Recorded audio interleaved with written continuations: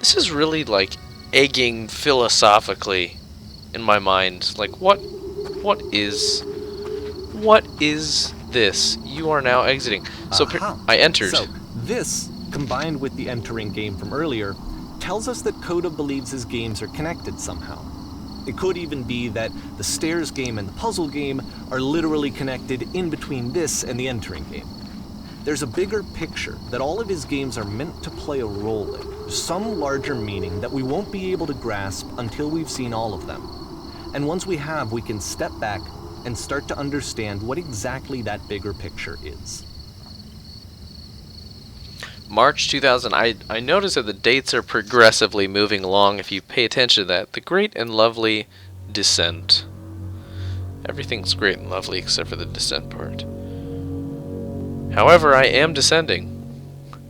Let's talk about video game development for a second. Of course, okay, go ahead. Every video game runs on what's called an engine, which determines what the game can and cannot do. Noted. So in other words, the engine is a set of tools for game development. The Streetwise Fool.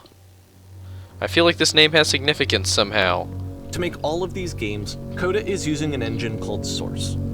Like all engines, Source engine? Source has certain things that it does well, and it has certain things that it does poorly. Oh, Steam's gonna get you for saying that. One of the things that it does very well is Boxy linear corridors. That's why so many of Coda's games are set in these large, flat, empty rooms, is just because he's working with what the engine does well. Oh my god. Do I get an achievement? The tools available to the creator shape what kinds of creative work they're going to end up making. I did it anyways. You might consider paying attention to the architecture in Coda's games to notice how they seem to stem from an engine that's very good at producing linear, boxy corridors. Yeah, it's well versed.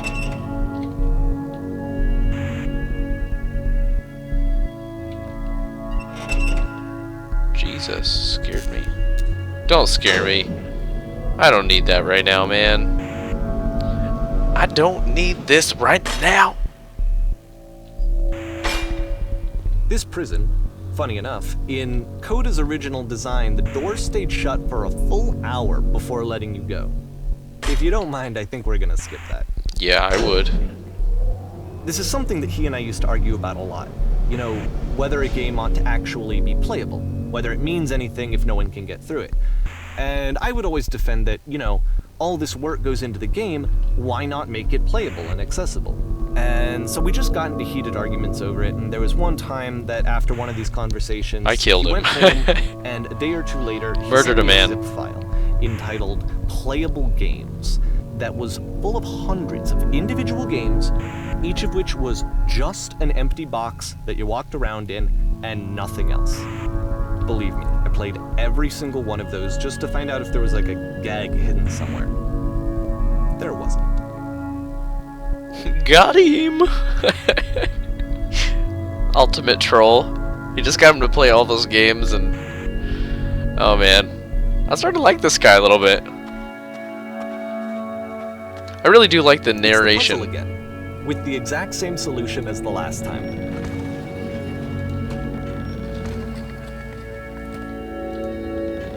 There's still no clear indication of what makes this puzzle so special that Coda is going to return to it over and over. But I promise I'll share with you my interpretation very shortly. Do, please do. I really think this is interesting, actually, and I'm not being sarcastic in saying that. This game has a lot of really cool... it brings up... psychological questions, of course, about like the psychology behind this Coda person. But there's a lot of symbolism in it, and one of the things that I appreciate more than anything else is symbolism. Here, Coda begins using a kind of dialogue system that he fashioned out of the engine's chat capabilities. Use the 1, 2, 3 buttons on your keyboard to respond.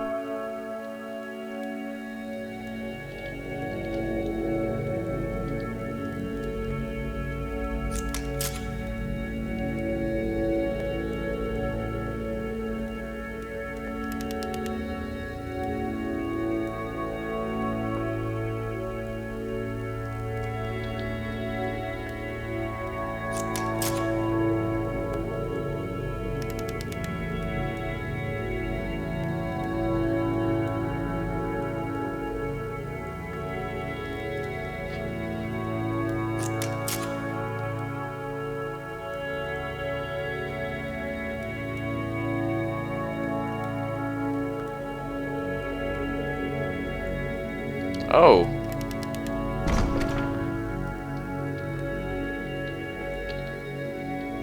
I'm kind of scared, actually. I mean, this does bring many deep questions.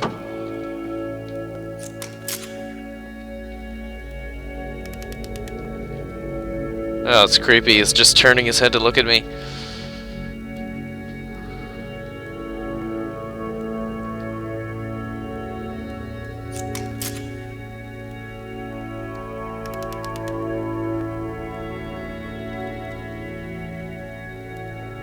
I want to know who these guys are. Just go hang out in that blackness for a bit. You may not like it at first, but it'll grow on you. Eventually.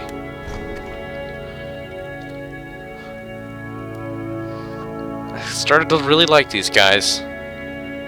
Actually, no, they kind of creepy, actually, to be honest. But so we make one last descent down to the final floor of the level. of course.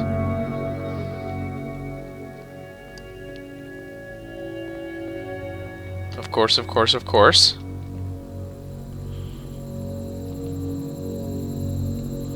I hope this is the final floor, because I'm just realizing now how long this friggin' episode is. Okay, I can't tell you quite. Forgot to stop recording. Reason, Whoopsie doodles. On this lamppost. It's going to appear at the end of every single one of his games from here on out. Okay. I'll tell you what I think. I think that up to this point, you know, he's been making really strange and abstract games with no clear purpose, and maybe you can only float around in that headspace for so long. Because now he wants something to hold on to. He wants a reference point. He wants the work to be leading to something. He wants a destination, which is what this lamppost is. It's a destination.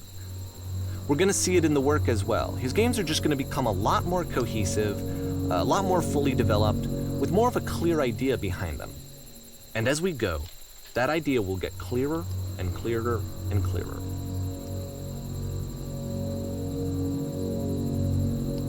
Okay, I think I want to end it here. I hope if there's no other narration here. We're in April 2009, loading the newest game here.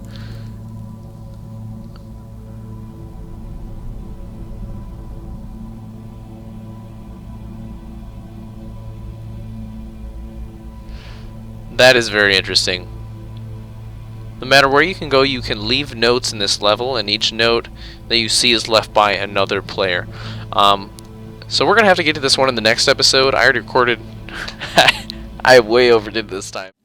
Thanks so much for watching, guys. If you enjoyed the video, make sure to drop a like down below and subscribe for more content. And I'll see you in the next episode. See you later, guys.